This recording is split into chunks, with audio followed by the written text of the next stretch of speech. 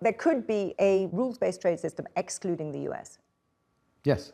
Yeah. I mean, there is one. It's called the WTO, actually.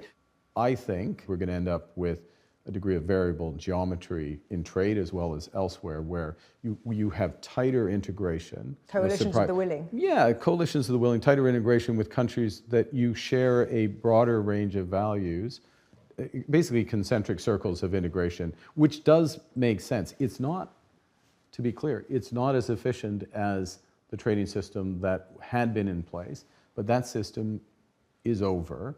And the question is, what do we construct beyond it? But when you look at actually what's happened in the last few months, all of these big countries have been falling over themselves to cut deals with the US. Not all of them. Well, okay, not all of them, not you, but the Europeans, the Japanese, everyone is essentially saying, fine, let's just kind of get the best deal for us with this, large tariff-laden US. Yeah, I think, well, there's been a process of countries recognizing the scale of the change in US policy, making decisions about how to, and I'm using the president's word, President Trump's word, how to buy access to the club. I mean, he uses the example or the reference to Costco or a reference to a golf club, et cetera. You're buying a membership through paying a tariff, making investment decisions, making other decisions.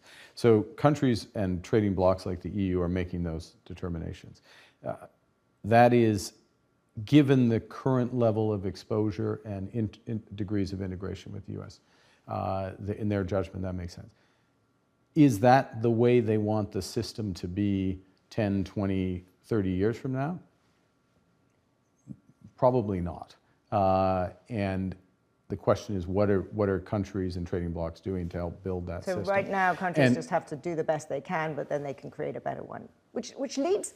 Well, and it's also, if I may, so part of the reason why countries end up in, quote, having to do one or negotiating from the position they're in, is their degree of dependence on the United States.